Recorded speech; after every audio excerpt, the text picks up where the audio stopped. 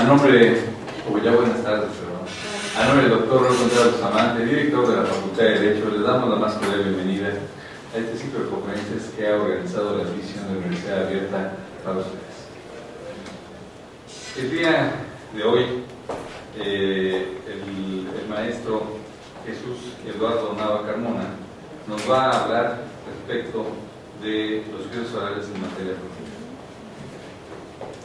Para ello voy a dar lectura a una síntesis muy apretada de su currículum, dada la trayectoria académica que tiene el maestro. Y él es egresado del Centro Universitario con estudios de especialización en Derecho Civil en la Universidad Autónoma de México. Cuenta con las maestrías en Derecho Familiar en el Instituto de Ciencias Jurídicas de Abogados, egresado de la UNAM, Campus Aragón, y también el diplomado en máster en Derecho Civil y Familiar en la Universidad Autónoma de Barcelona. Actualmente es doctorante, está cursando el doctorado en Derecho en el Instituto de Estudios Judiciales en colaboración con la Universidad Nacional Autónoma de México. Como catedrático ha impartido clases en diversas instituciones a nivel de licenciatura y maestría, así como en diplomados de legislación, clases, por ejemplo, él está ahora impartiendo clase de Derecho Familiar en la División de Universidad Abierta de esta facultad. También ha dado diversos diplomados, ha impartido diversos diplomados de educación en materia de Derecho Procesal Civil y Familiar. También imparte la clase de Derecho de las Obligaciones a nivel maestría en la Barra Nacional de Abogados. Participa también como instructor en la implementación de la oralidad en materia familiar en el Tribunal Superior de Justicia de la Ciudad de México. En el ejercicio profesional ha colaborado preferentemente en el servicio público, teniendo en la actualidad el cargo de secretario proyectista de sala en materia familiar en el Tribunal Superior de Justicia de la Ciudad de México. Como verán, en realidad, el día de hoy agradecemos al maestro Jesús Eduardo Nava Carmona que nos acompañe y que nos hable de este tema tan interesante, dada la reforma constitucional que se dio en su momento y que ya nos alcanzó esa reforma y se están implementando toda la oralidad en diversos juicios, pero él nos va a hablar en particular de la materia familiar. Es que hace un preámbulo, maestro, gracias por habernos por darnos esta conferencia. Es usted bienvenido, maestro. Muchas gracias.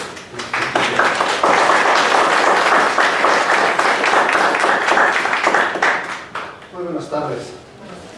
Bueno, antes que nada quisiera agradecer la oportunidad que el director de esta facultad, el doctor Raúl Contreras Bustamante, me ha dado para poder impartir esta conferencia.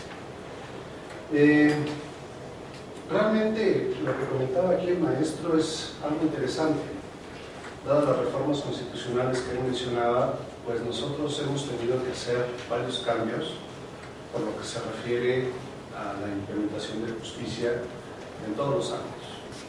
Empezamos con la justicia penal, empezamos con la justicia civil, y bueno, nosotros empezamos con lo que es la justicia familiar. Realmente no se nos ha dado toda la propaganda que se ha dado en las otras materias, pero nosotros llevamos trabajando en el tribunal respecto a lo que se refiere a esta implementación de juicios orales, pues no sé, por 5 o 6 años aproximadamente. No es algo nuevo, no es una reforma que se haya hecho al vapor, no es una reforma que haya sido impuesta por nuestros legisladores, ha sido una reforma que realmente fue implementada en el tribunal por los propios juzgadores, por los magistrados, y bueno, su servidor tuvo esa gran oportunidad de participar en todo este movimiento y lo sigo haciendo por parte de lo que veía el maestro Lazo, pues es mi experiencia como catedrático dentro del tribunal para la implementación de este sistema.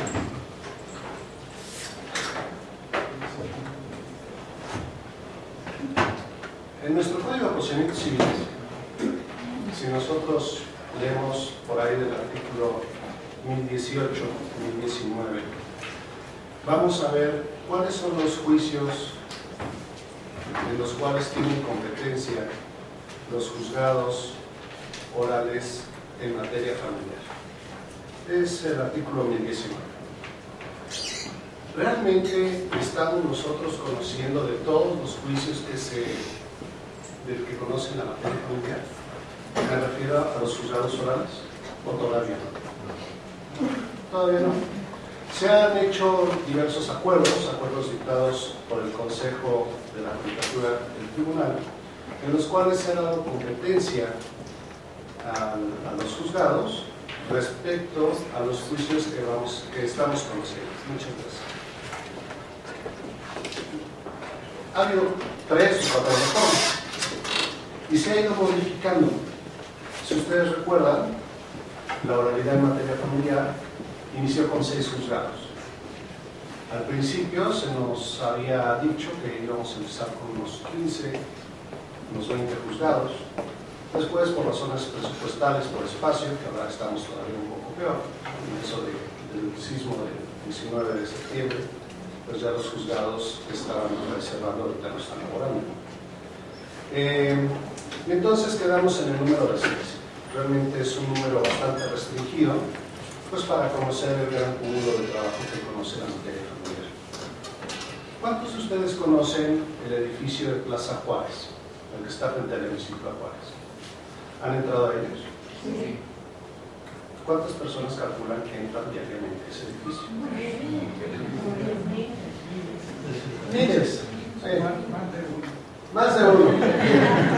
Para que se den una idea, plantilla de trabajadores somos aproximadamente un poco menos de 4,000. Hay 4,000 trabajadores en ese edificio, nada más en ese edificio. Y por lo que refiere a los usuarios, entran 20,000 personas diarias. Eso les da una idea de cuántas personas tenemos ahí. Eso les da una idea del cúmulo de trabajo que tenemos ahí. Tenemos alrededor de 3,000 asuntos nuevos que ingresan anualmente al tribunal por juzgado. ¿No? O sea, ojalá fuera en todo el tribunal, al menos en materia familiar, pero no es así. Por juzgado ingresan 3,000 asuntos nuevos. A eso súmenle los incidentes que no cuentan, porque ya forman parte de un expediente principal, los amparos, todo lo que ustedes puedan promover dentro de los juicios que ya tenemos abiertos. Tenemos mucho trabajo. Entonces, y todo esto se los comento, porque con 6 juzgados nosotros no podíamos dar un impacto social, que era lo que buscaba en su momento el presidente comunal de la Él le comentaba a mi jefe, le dice, necesitamos poner unos juicios que realmente impacten a la sociedad. ¿Qué es lo que más nos importa a la sociedad mexicana? ¿Cuáles son los juicios que realmente importan en la sociedad mexicana respecto a la materia familiar? Los alimentos, la guardia y custodia de menores, el régimen de visitas y convivencias, violencia, pero lo que más impera ahí pues son los alimentos. Están los divorcios, pero bueno, ahorita ya también con las reformas del 2009 se han hecho más expeditos, más severos los juicios de divorcio y podemos tener divorcios biinstanciales, y de hecho los biinstanciales, en donde ya van ambas partes, ya también los conoce el juez oral. Pero realmente un impacto implicaría meter a la justicia oral lo que son las controversias del orden familiar. Y eso es imposible para 6 juzgados. 6 juzgados, decíamos, dentro de la sala, dentro del tribunal, los reventamos como chicharos. Bastaría con que estuvieran una semana recibiendo las controversias del orden familiar para que nos quedáramos sin justicia oral familiar. Imagínense, el 80% de esas 20,000 personas, de esos 3,000 asuntos anuales por juzgado, se refieren a controversias. Entonces, en juzgados realmente no podrían con esa carga de trabajo. Logramos que se incrementaran a 10 juzgados. En la actualidad hay 10 juzgados en materia oral familiar. Y digamos en la cara porque pues, no tenemos ahorita ningún juzgado. Por lo del sismo, a eso me refiero. desde el 19 de septiembre, algo que comentaba con la maestra Centeno aquí presente, que me ha mucho gusto verla. Desde el 19 de septiembre ya llevamos para el mes que no estamos laborando por lo que hace a la justicia oral familiar. Entonces, pues algo tenemos que hacer, tenemos que implementar medidas drásticas en estos tiempos de crisis para poder seguir. Los juzgados orales conocen de 21 juicios. Esto es el acuerdo dictado en el 1123 diagonal 15, que se refiere a 17 juicios. Realmente son juicios importantes, no dejan de tener su importancia, pero siento que tomamos una masita de pizza y empezamos a estirar todo lo que nosotros pudimos por lo que se refiere a la conciliación y por lo que se refiere al patrimonio familiar. Si ustedes lo ven con detenimiento, ¿sí se alcanza a ver?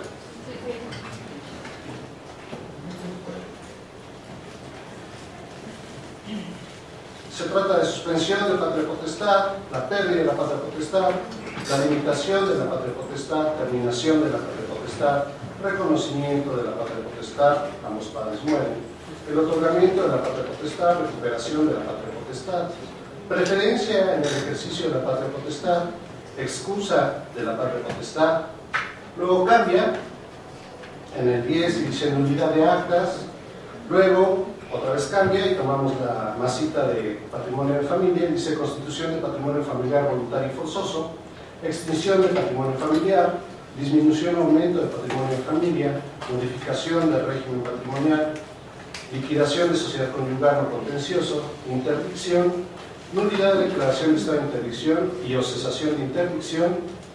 Y salió un nuevo acuerdo, el 735 del 2015, donde añade el divorcio incausado solicitado por ambas partes, que era lo que les comentaba, el juicio de dependencia económica, la autorización para salida de menores del país y la acreditación de concubinato. Esos son los juicios, son 21 juicios que conocen en la actualidad los juzgados orales familiares.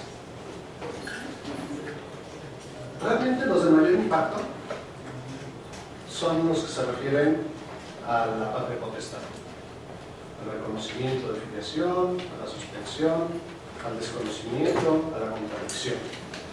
Y por lo que se refiere al divorcio, el de dependencia económica y la acreditación de concubinato. Esos son los 21 juicios que conocemos. Todos estos juicios, nosotros empezamos a trabajar, como les comentaba,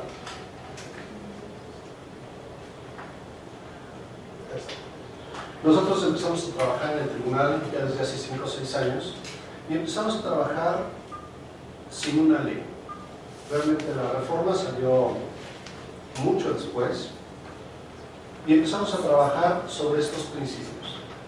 Yo les comentaba a mis alumnos, que están algunos de ellos aquí presentes, la clase pasada, estudiaron acerca de los principios de la oralidad en lo que se refiere a la materia oral.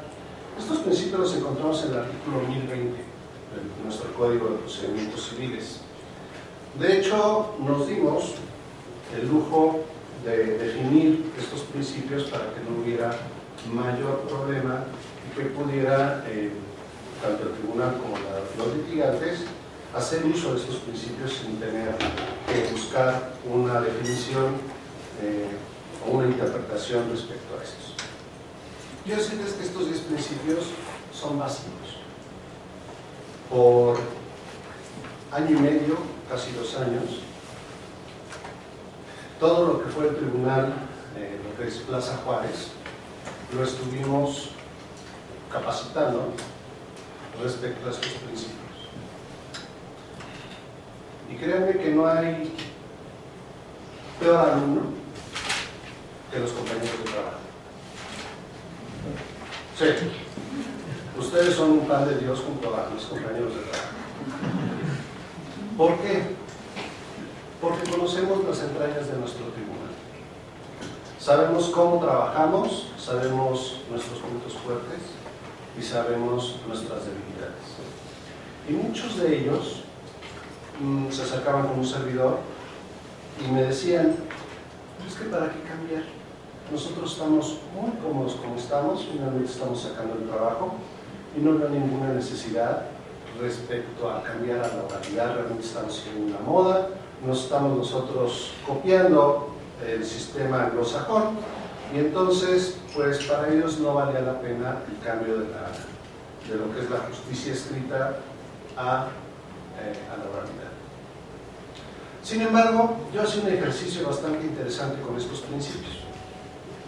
Les decía a todos y cada uno de ellos, no necesitamos ahorita tener artículo expreso, no necesitamos una ley en la cual basarnos. Si tú haces el experimento y resuelves un asunto, lo puedes hacer basado en estos 10 principios. Muchos de ellos los puse a estudiar, esa era la idea, que se pusieran a estudiar los principios y llegaban con otra actitud, decían, ¿sabes qué? Tienes razón y finalmente pues creo que sí puede salir esto adelante y va a ser para mí. El que nosotros tengamos conocimiento de los asuntos, viendo a las personas a la cara, el que sentemos a las dos partes frente a frente y que se puedan decir sus cosas, no me estoy refiriendo a groserías, me estoy refiriendo a cuántas veces nosotros leemos una demanda, una contestación a la demanda y decimos, ay, esto no es cierto. O sea, yo no le pego a mi hijo, yo sería incapaz de pegarle a mi hijo. O esto no es cierto, la señora me está pidiendo 7,000 pesos de pensión alimenticia cuando sabe que yo gano 5,000. Ella sabe mis posibilidades. Sin embargo, el papel no se sonroja. Yo puedo poner un escrito, lo hago en la comodidad de mi despacho, de mi escritorio. Puedo inventar una telenovela, casos de la vida real, y al final del día sí que va a llegar al juez y el juez lo va a leer. ¿Y en qué se basa el juez? En el acervo probatorio. Tenemos una verdad legal y tenemos una verdad real. Y muchas veces lo sabemos ahí en el tribunal. Cuando nosotros abrimos un expediente y empezamos a ver al señor, al pobre señor que trabaja en la compañía de su padre y donde es empleado numerario y únicamente gana la cantidad de 4,000 pesos, pero vive en las lomas y trae manejando un Mercedes-Benz y tiene su tiempo compartido a nombre de su hermano en Cancún, pues con qué nos aseguro, ¿no? Y yo únicamente le puedo dar a mi hijo la cantidad de 1,500 pesos porque pues, de los 4,000 pesos que gano, pues a mí me quedan 2,500 pesos. Y sáquenlo de ahí. No es lo mismo que yo lo lea en papel, a que yo lo siente enfrente de la señora y que diga esas cosas. Y estos principios nos ayudan a sacar la verdad real. Nos ayudan a que esa verdad real afecte en una sentencia, se vuelve una verdad jurídica. Esa es la utilidad realmente de estos principios. ¿Que son más prontos? Sí, pero es por eso. Más adelante veremos el procedimiento del juicio oral, que es la lámina que sigue, y van a ver que hay audiencias, y en esas audiencias es donde se sientan a las personas. Y es donde se tienen que ver a los ojos y decir sus mentiras. Y es donde no se puede llevar a cabo esa forma de proceder, esa falta de ética por parte de los abogados o por parte de los propios interesados. ¿Hasta aquí alguna duda? No. Okay. Esta lámina básicamente se refiere a lo que es en corto el procedimiento del juicio oral familiar. Hay diversos criterios. Se ha dicho que nuestro juicio oral es un juicio mixto porque tenemos una fase postulatoria en la cual nosotros conocemos de las demandas por escrito. Es decir, lo que se refiere a la demanda, a la contestación, tal vez en su caso la reconvención y la contestación a la reconvención, son ingresados al tribunal por escrito. Pero luego tenemos la audiencia preliminar, que ya platicaremos de ella, y la audiencia de juicio. Y estas son orales. Por eso se dice que es un sistema mixto. Lo único que quiero dejar claro es que hay autores, Calamandrei es uno de ellos, en los que dicen, no, aquí ni nada de qué sistema mixto. O es escrito o es oral. ¿Y en qué se va a basar esta división? ¿En qué es lo preponderante del juicio? A mi criterio, yo pensaría que nuestro juicio es oral. Porque si bien es cierto, tenemos una fase escrita, también lo es de que la carne del juicio, la carne del procedimiento, lo importante del procedimiento, se desahoga de manera oral. Entonces podemos hablar de un juicio oral. Dentro de la audiencia preliminar tenemos dos fases. Tenemos la junta anticipada, que se lleva ante el secretario judicial, y la junta ante el juez.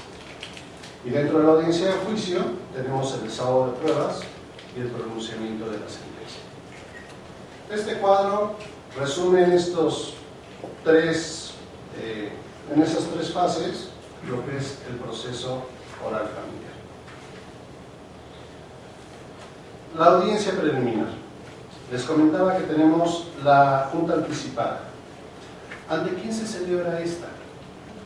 Ante el secretario judicial. Aquí tenemos 4 puntos que se refieren al objeto de esta junta anticipada. En esta lámina vamos a ver el cruce de información y el intercambio de pruebas entre las partes. He de decirles que esta característica de cruce de información únicamente se lleva a cabo en los juzgados y en los juicios orales familiares. No se lleva en lo penal, no se lleva en lo civil, no se lleva en lo mercantil, no se lleva en los fiscales, no se lleva en lo no. Únicamente se lleva en los juzgados orales familiares. La Junta se desarrolla con el intercambio de información e intercambio de pruebas entre las partes. El intercambio será en forma libre, espontánea y directa.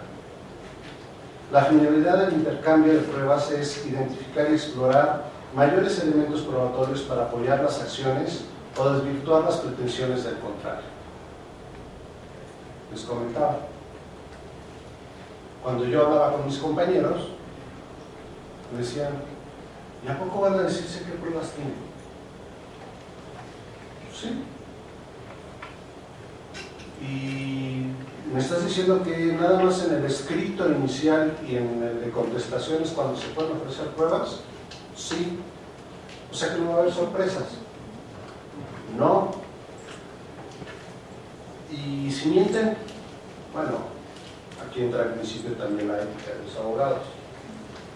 Y si mienten, pues, lo que ahí hayan acreditado es con lo que se va a resolver el juicio. No va a haber otra oportunidad. ¿Y qué objeto tiene? ¿Para qué quieres esta etapa? ¿Ustedes para qué se imaginan que queremos esta audiencia preliminar? ¿De qué sirve? Una conciliación. ¿Qué más? Parte de depuración de procedimientos, los acuerdos probatorios, los acuerdos de hechos no controvertidos. ¿Pero qué más?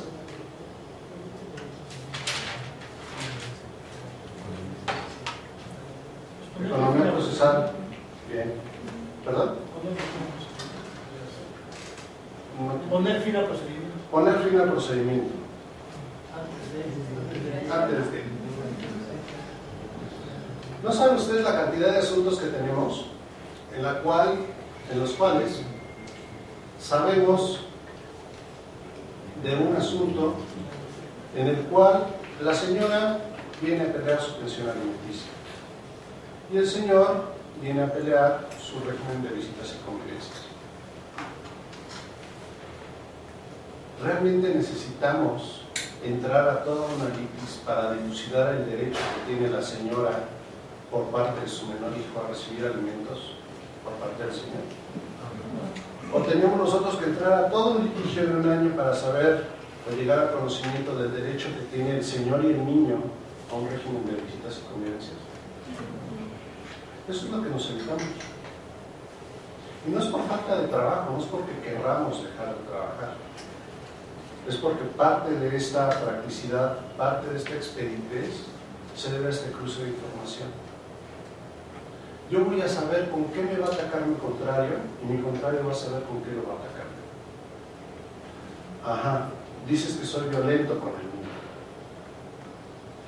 ¿Con qué lo vas a acreditar? Ah, pues levanté la averiguación previa. ¿Ok? Manifestaciones unilaterales. No van a servir de mucho, ¿eh? Si bien son un indicio, mientras no haya resolución penal que digan que yo soy violento, no va a pasar nada. ¿Cuántas veces hemos escuchado a los abogados litigantes que dicen, bueno, tú por estrategia llévalo, presiona, y si ya ves que vas a perder, entonces llega a convenio? Es una estrategia. A ver hasta dónde llegamos. Con esto desde el principio nos estamos dando cuenta. ¿Qué tengo yo para ganar? Si quieren ganar ustedes un juicio, cualquier juicio en cualquier materia, lo que tienen que hacer es acreditar sus pretensiones. Ese es el truco. Si no acreditan, no van a ganar. Esta audiencia preliminar, este cruce de información, se refiere básicamente a esto. ¿Estamos bien? Continuamos con el segundo punto del objeto de esta audiencia preliminar, que se refiere a formular propuestas de convenio.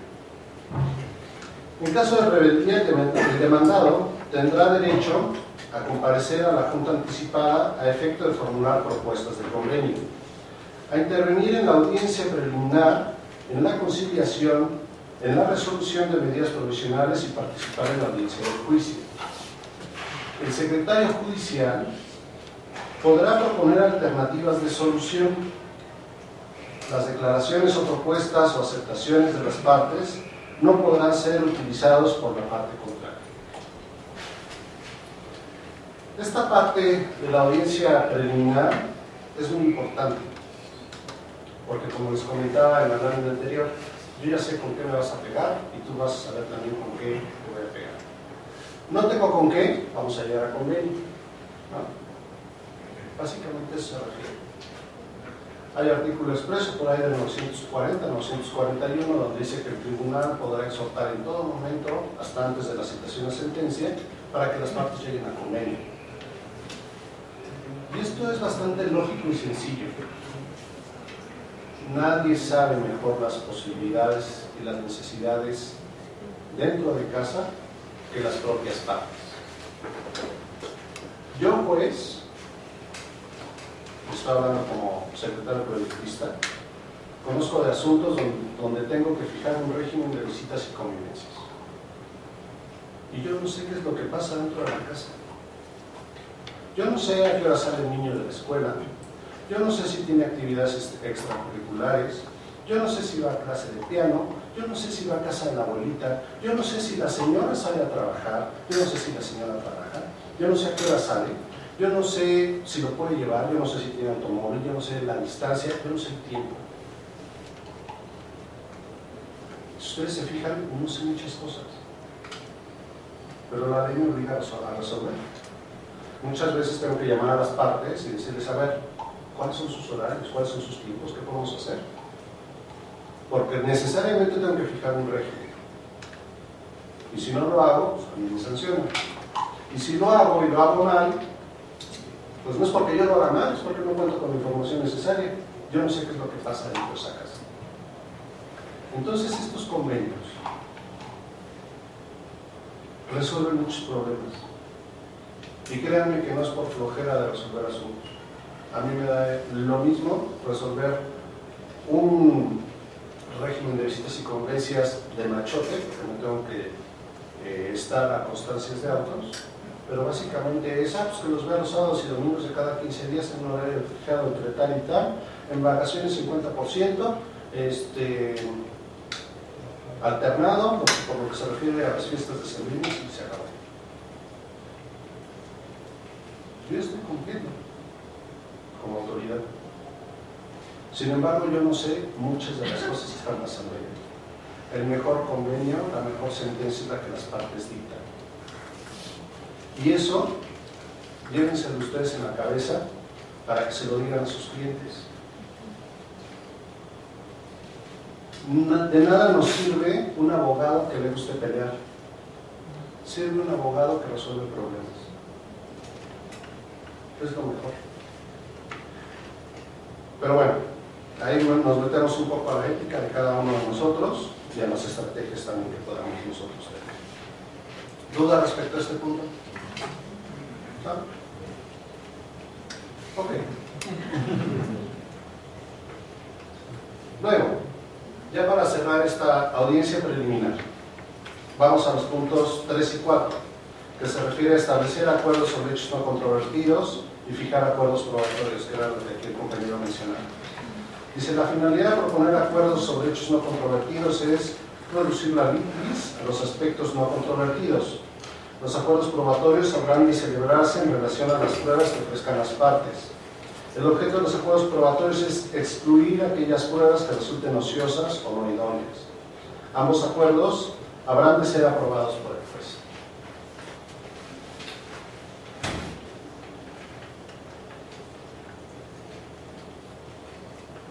Aquí, si se fijan, ya pasamos del secretario judicial al juez. Yo llego en esta audiencia preliminar y entonces me sientan con el secretario judicial, vemos cuál es la litis, se ponen a platicar las partes, se hace el cruce de información, se trata de llegar a convenio. El secretario judicial, parte que se me olvidó resaltar de la lámina anterior, tiene la facultad para proponer acuerdos. Muchas veces nosotros, por la práctica que tenemos dentro del tribunal, pues sabemos qué es lo que se puede hacer y qué es lo que no se puede hacer. Muchas veces las partes, por pena, por coraje, o vayan ustedes a saber, a veces no se atreven a decir, bueno, es que lo que yo quisiera es ver a mi hijo cada 8 días. Y comentaba con la maestra, todo se puede.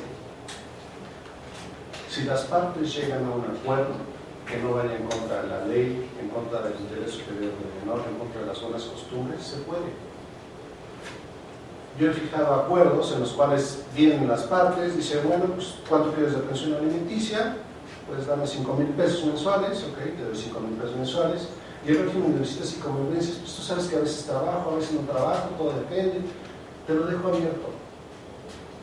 Lo único que tienes que hacer es hablarme por teléfono un día antes y decirme, oye, mañana paso por los niños a la escuela. Y te los regreso a las 7, 8 de la noche, a la hora que tú me digas. Se acabó la cita. Y a veces tenemos asuntos en los cuales el señor deberá de pasar por los niños a casa de su progenitor a las 5 de la tarde y devolverlos a las 8 de la noche. Ah, el señor no llegó, llegó a las 5:05, no cumplió. No tengo por qué abrirle la puerta. O me salgo, ¿no? Así como que son las 5:05, vamos. ¿Se dan cuenta? Muchos de los asuntos los complicamos nosotros mismos. Todo se puede arreglar dentro de un convenio que esté dentro de la legalidad, pero todo puede llegarse a un acuerdo. Y a veces los propios abogados o las propias partes pues no saben el alcance que pudieran tener dentro de estos convenios y el secretario judicial les puede dar mucha luz al respecto y en esta reforma le damos esa posibilidad al secretario judicial. Anteriormente, para aquellos que fueron a litigar o vieron alguna actuación de lo que es el secretario conciliador, lo que hacía el secretario conciliador o lo que hace el secretario conciliador en los juzgados escritos es, ¿van a llegar a acuerdos, sí o no? No, bueno, vamos a lo que sigue. ¿No? Pasamos a la siguiente etapa procesal, pruebas. Y ya. Aquí el secretario judicial sí tiene la oportunidad de decir, oiga, si el señor tiene el derecho de ver a su hijo, y usted, señor, a fuerza va a tener que pagar una pensión alimenticia. Hace pensar, hace razonar, concientiza un poco a las partes. Respecto a estos hechos controvertidos y no controvertidos y las pruebas, ¿de qué me sirven pruebas que ambas partes están de acuerdo? Y eso lo vemos muy seguido por lo que hace al reconocimiento de paternidad. Y creo que ya se los había platicado al grupo que les estoy dando clase. Viene la señora, demanda el reconocimiento de paternidad del señor y dice, no, pues es que yo sostuve o tuve relaciones sexuales con el señor, nos fuimos de vacaciones a Acapulco, fuimos acompañados por mi compadre, y bueno, te exhibo los tickets de la carretera rumbo a Acapulco, te exhibo el pago del hotel de Acapulco, la testimonial de mis compadres, la del mesero, lo que ustedes quieran. La confesional del propio señor que dice que tuvimos relaciones sexuales. Llega el señor y dice, sí, pero no es mi hijo. ¿Se puede o no se puede? ¿Cuál es la prueba idónea para acreditar la paternidad? ¿De qué me sirven todas esas pruebas? ¿De qué me sirve traer o mandar traer a los testigos? No, nada más fueron, ¿qué pasó? Nada más fueron acompañados en el vehículo y cada quien para juntos, pero no revueltos.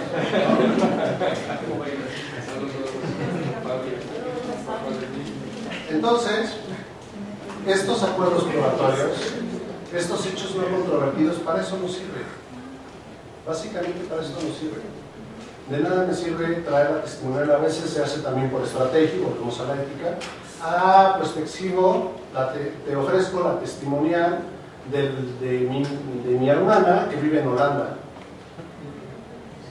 Pues carta rogatoria.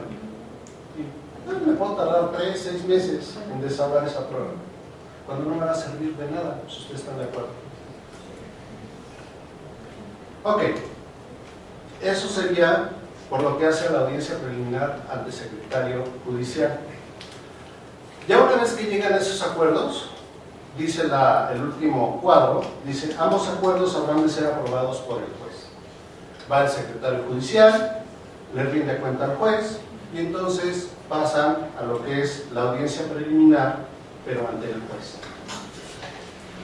¿Qué es lo que se hace en esta audiencia preliminar ante el juez? Se hace la depuración del procedimiento, la legitimación de partes y excepciones procesales, la revisión, aprobación de convenio, la conciliación entre las partes, la aprobación de acuerdos de la Junta anticipada, la plática con los menores en su caso, se resuelve sobre las medidas provisionales pendientes y se admiten y preparan las pruebas. Si ustedes se fijan, en cada uno de estos puntos depende qué decisión y qué rumbo ha tomado el procedimiento. Si llegamos a convenio, pues se aprueba el convenio. Si se llegaron a hechos no controvertidos y acuerdos probatorios, pues nos vamos sobre eso. Si seguimos el procedimiento, si ninguno de los dos llega a convenio o no se llega a convenio por ambas partes, bueno, seguimos con el procedimiento y entonces se llega a la plática con menores, si es que están involucrados los derechos de menores, se llega a resolver sobre las medidas provisionales y se admiten y se preparan las pruebas. Una vez que obra en el expediente todo el material probatorio, se señala fecha para la audiencia de juicio. Y aquí volvemos un poco a los principios, y no es un poco, es un mucho. Tenemos dos principios. El principio de dirección procesal, en el cual el juez es el que va diciendo qué es lo que hace, qué es lo que se hace y qué es lo que no se hace dentro del procedimiento. Tenemos el principio de concentración. El principio de concentración es muy importante, porque yo voy a mandar o voy a señalar fecha para la audiencia de juicio una vez que tenga preparadas todas las pruebas. No estoy dando vista, no estoy regresando y toda vez que falta por desahogar la prueba testimonial o la documental o el oficio, lo que ustedes imaginen y quieran, se señala fecha, ¿no? Y eso es lo que pasa en los tradicionales. Te señalo fecha, estamos a 14, bueno, te señalo fecha para el 20 de octubre. Llega el 20 de octubre y resulta que todavía no se desahoga el estudio socioeconómico.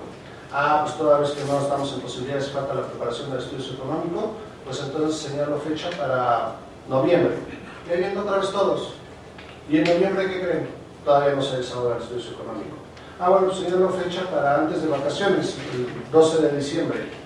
Llega el 12 de diciembre y todavía no. Parte de los principios es esto. Yo voy a señalar fecha, yo juez oral, hasta que tenga preparadas las pruebas, y entonces sí, vienen ustedes y en una sola diligencia, en una sola audiencia, vamos a desahogarlas. ¿Estamos o no estamos? No. Pasamos a la audiencia de juicio. En la audiencia de juicio tenemos el desahogo de las pruebas, que puede ser la instrumental, la inspección judicial, otros medios de prueba. Como personales tenemos de los testimonios, ojo, ya no existe la confesional. Si ustedes ofrecen la confesional en un juicio oral familiar, les dicen, esa prueba no existe. Pero ¿cómo que no existe? No existe. Ya existe como declaración de parte. Y puede ser declaración de parte forzada o voluntaria. ¿Qué significa esto? Que yo puedo ofrecer mi propia declaración de parte. Y es parte de este choque, de esta confrontación de derechos entre las partes. Muchas veces, platicando con alguna de las partes, me dicen, es que no le pude decir al señor lo que realmente pensaba, qué era lo que quería. Y entonces, esta prueba, la declaración de parte voluntaria, da esa oportunidad. Da que cada una de las partes pueda decir su dicho, expresar jurídicamente qué es lo que quiere y por qué está demandando. No lo van a creer ustedes, pero he tenido asuntos en los cuales, ¿y tú querías ver a nuestros hijos? Sí. ¿Y por qué no me lo dijiste? Pues porque tú te fuiste en la casa y te tuve que demandar. Pero pues me lo hubieras pedido. ¿Es en serio? Muchas veces las partes, porque creen que están peleadas, ya no se hablan, porque piensan que no van a llegar a ningún acuerdo, porque se va a enojar, porque piensan que sea lo que va a pasar. Sí. Pero sí, usted está refiriendo prácticamente a todo lo que es controversia familiar. Pues realmente eso ahorita lo está conduciendo el proceso oral, porque realmente lo que está diciendo es un régimen de visitas, pues no lo conoce. Entonces, creo que usted ya desde el principio lo dijo, ¿no? Están conduciendo las controversias y estamos hablando de algo incierto ahorita en el momento. Porque hasta que no se conozcan, si bien es cierto ya están los puntos a seguir en la oralidad, no se conocen esos procesos. No se conoce, pero por ejemplo, basta con pasarnos al reconocimiento de paternidad. Te estoy demandando el reconocimiento de paternidad, tú me lo hubieras pedido. Tú lo registraste como madre soltera, yo pensé que tú no querías que yo fuera el padre, no querías nada conmigo, me dejaste de hablar, y entonces pues yo no supe qué era lo que tú querías, hasta que viene la demanda, y pues ¿por qué me demandas? Tan fácil que hubiera sido levantar el teléfono, mandarme un WhatsApp, decir, no, y nos vemos en el juzgado civil para que registres al niño.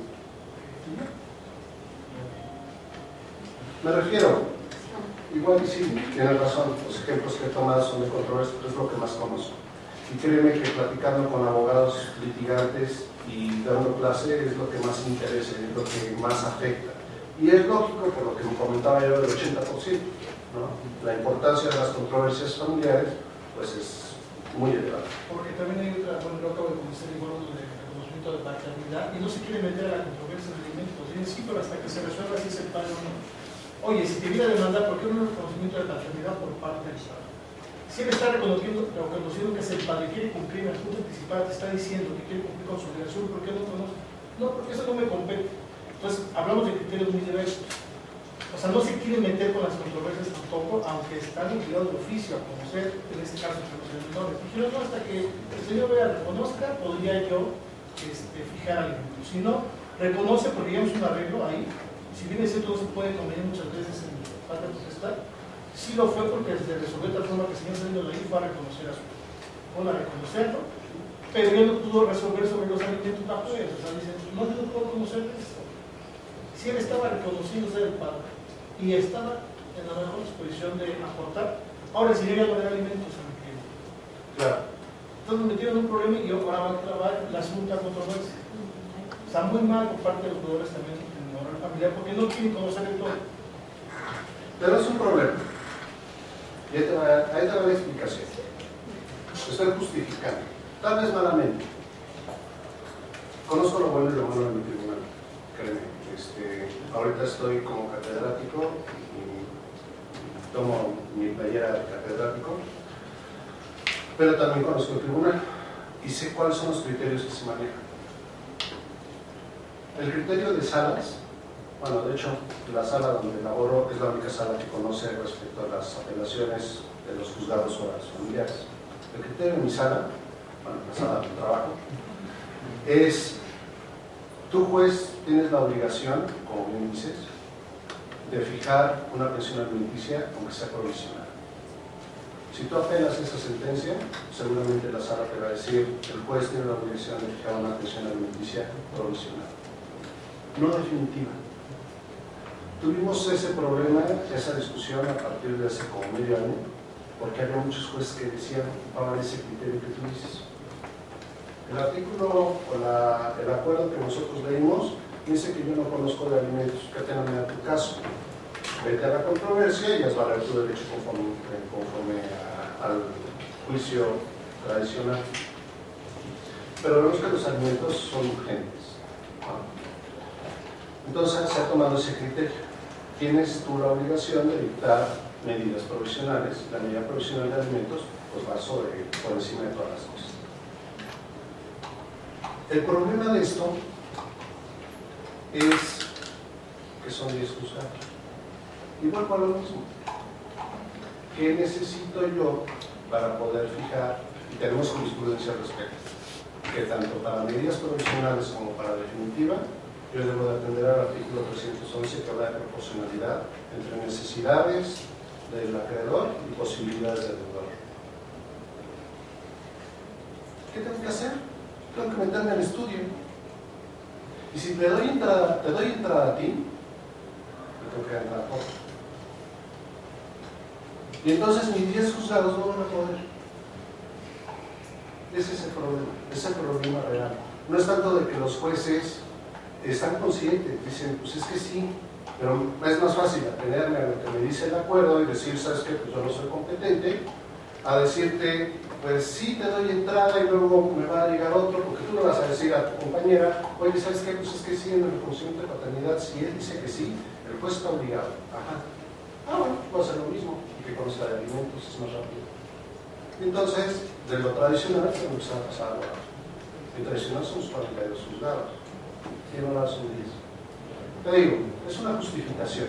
Te estoy diciendo el criterio, lo que está pasando dentro del tribunal y por qué están resolviendo de esta forma. Que ahorita, no sé cuánto tiempo tenga tu asunto, el criterio de la sala que ha estado rigiendo sobre los jueces es precisamente: tú fija una pensión alimenticia provisional. Y así como llega en el tradicional, antes con la controversia que llega el tradicional y llega la señora con sus 2 chamacos y entonces el juez se asoma y dice, pues fíjale el 30%. No tiene mayores elementos. Se van al amparo, se van a la sala y se van a la jurisprudencia y entonces tienes que fijar, y entonces ¿para qué conozco la provisional? Mejor conozco la definitiva. Ya el fondo del asunto, pero sin materia. ¿Estás de acuerdo? Pero bueno, ya vamos a terminar. No se preocupen. Después, también tenemos la declaración de testigos, la declaración de peritos. Aquí es muy importante que ustedes sepan que tanto en la declaración de parte, ya sea voluntaria o forzada, como la declaración de testigos, como en los peritajes, tiene que ir la persona. Puede que me oiga hasta un tanto lógico y absurdo, en el sentido de lo que es la declaración de parte y en la declaración de testigos. Pero anteriormente en los juicios tradicionales no se iba o no iba este desahogo de prueba los peritos. ¿Por qué? Porque rendía su dictamen por escrito a mi ideal saber y entender. En la actualidad parte de esta confrontación, parte de poder llegar a un conocimiento de la verdad, es preguntarle al perito, ¿y por qué llegó usted a esa conclusión? Y lo puede hacer el contrario, lo puede hacer el Ministerio Público cuando están involucrados derechos de terceros, o lo puede hacer el propio juez.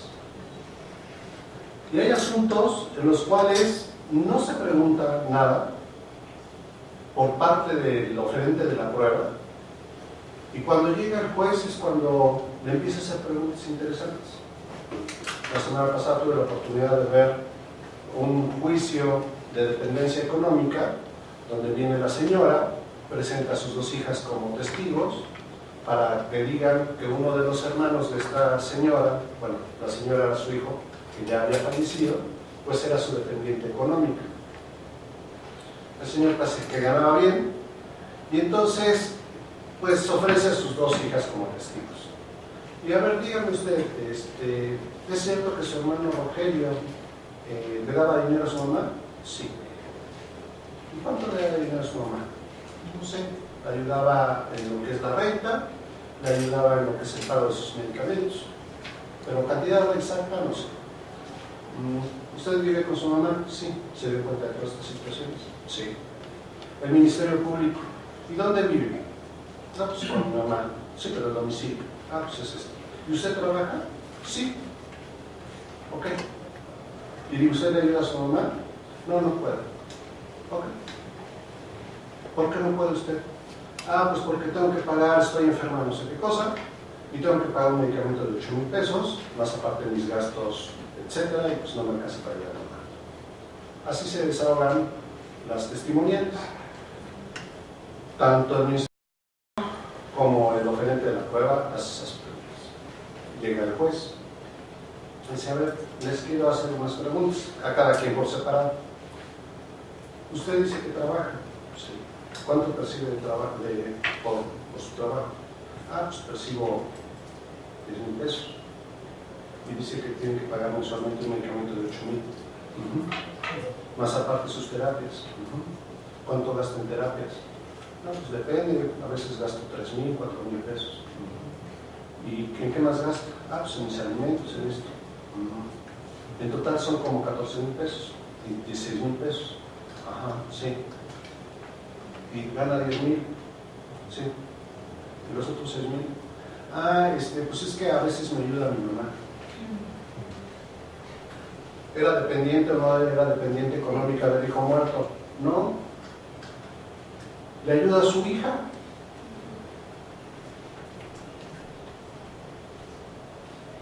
Todo esto se los explico para que vean la importancia de lo que es tener las personas enfrente del juez.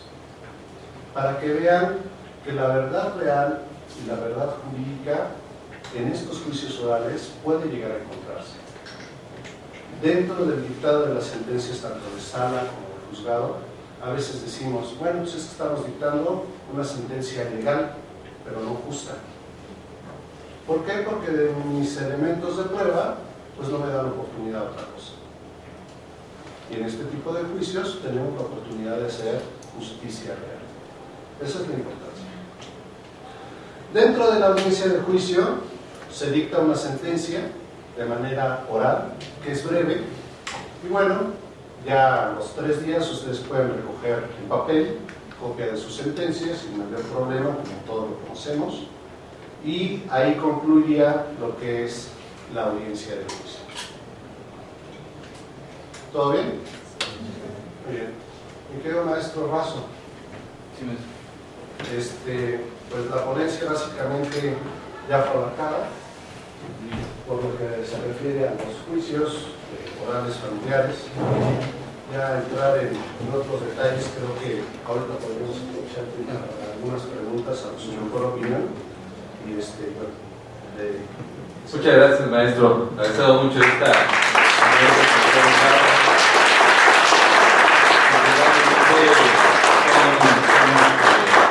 Ya son actuales, ya no es una expectativa como la que vimos en el 2008, sino que ya está la implementación.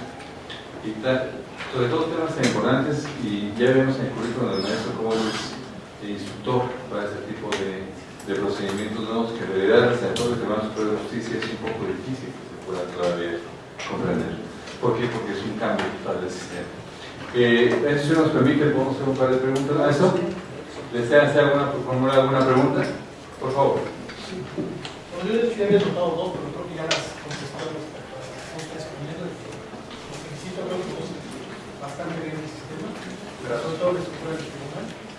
Yo creo que abogado personal respecto a la implementación, sobre todo de los demás procedimientos. Creo Y ahorita la pregunta completa es sobre la junta anticipada. Si existiera ahí un convenio frente al secretario judicial, y ya los plazos después en la audiencia, lo hace saber en la audiencia, da cuenta a la juez, la audiencia plenaria, y cuando la juez está por aprobarlo y alguna de las partes ya no manifiesta esa voluntad, porque entiendo que el secretario judicial tiene todo el efecto, y que todo lo que se llevó en la junta anticipada debería de valorarse ante el juez. ¿Podrían las partes resistirse ya decir, ya no estoy de acuerdo? Sí, O el juez tendría que aprobarlo. No, sí lo pueden hacer. De hecho, parte de la problemática que vivimos por los abogados postulantes es esa. No saben, a veces estamos 1 hora, 2 horas dentro del cúmulo del magistrado, se llega a un acuerdo, es un buen acuerdo para la señora, un buen acuerdo para el señor, a veces hasta dice uno, pues, estás pidiendo menos, sale, ve al abogado y le dice, ya, en el caminito a la Secretaría de Acuerdos, llegan a la Secretaría de Acuerdos y dicen, ya no sé, lo mismo pasa aquí.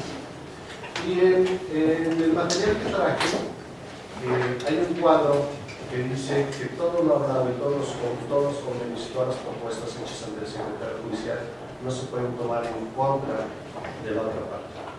Entonces, si llega ante el juez, aunque ya haya rendido su informe el secretario judicial y las partes dicen, no, saquen, no me conviene este acuerdo, no hay manera de hacer que... Sí. Yo puedo hacer una pregunta, porque en este caso mi hijo, hace 8 años, renunció a su patria potestad porque la suegra le decía que era por el niño, porque se iba a volver a casar, iba a encontrar a mi marido, el niño acaba de nacer. Y mi hijo, pensando en el bienestar del niño, mi hijo todavía joven, renunció a la patria potestad. Ahora está arrepentido, renunciado, mi hijo ya largó, quisiera volver a ver a mi hijo. ¿Se puede volver a renunciar o algo para... ¿Cómo renunciar? Porque la suegra le dijo que renunció a la patria potestad. Porque él le dijo que mi hijo renunció a la patria potestad. Es que aquí el problema es que la patria potestad no es renunciable. Entonces también sea la guardia custodia. Habría que checar bien su asunto y en este sentido pues nada más partiríamos del reconocimiento del menor, pero la patria potestad no es renunciable, hay artículos de eso. Muchas gracias. Por favor, una más, sí. Profesor, en relación a la etapa de la audiencia preliminar, mencionaba que pueden llamar a los menores como que hagan su declaración. Si en ese momento se detecta, no sé si que hay una alienación parental, ¿se continúa a las otras etapas? Porque de acuerdo a la alienación parental se dice que si se detecta que el niño está influenciado por otra parte, por ejemplo.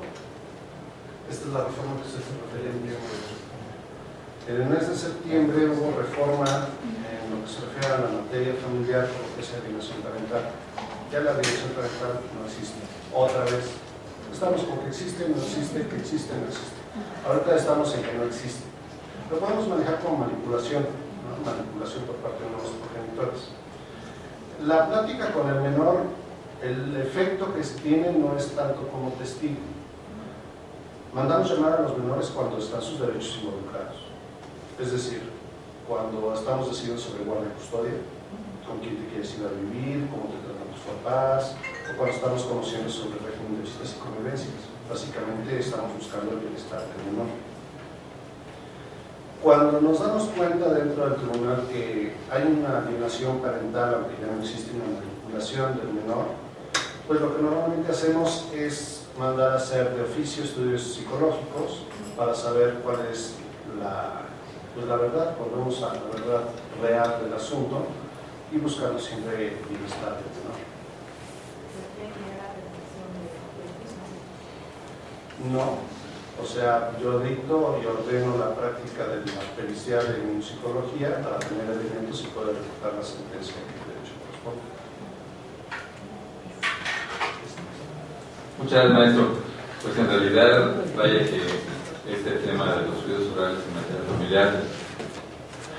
Al ser de alguna forma pues novedoso, aunque no debería ser así porque la reforma daba para 8 años que esto que estoy preparando, creo que el tiempo se viene encima y en realidad no fue así y ya la reforma nos alcanzó. Pero siempre es un tema muy interesante, muy importante, y qué bueno que el maestro Jesús Eduardo Nava Carmona nos hable de este tema. Y bueno, ustedes continúen con la preparación correspondiente. Maestro, pues yo le agradezco mucho a nuestro director, el doctor Raúl Bustamante, que nos haya dado esta conferencia. Me pidió que le entregara un reconocimiento al cual le voy a dar lectura en este momento. La Facultad de Derecho de la Universidad Nacional Autónoma de México otorga y presenta el reconocimiento al maestro Jesús Eduardo Nava Carmona por su destacada participación como ponente de la conferencia Juicios Orales en Materia Familiar, disertada el 14 de octubre de 2017 en el Auditorio Isidro Favela de la Facultad de Derecho. Por Unidad Sagrada de Espíritu, Ciudad Universitaria, Ciudad de México, octubre de 2017, firma Dr. Raúl Contreras Bustamante, director de la Facultad de Derecho Romano. Maestro, muchas gracias.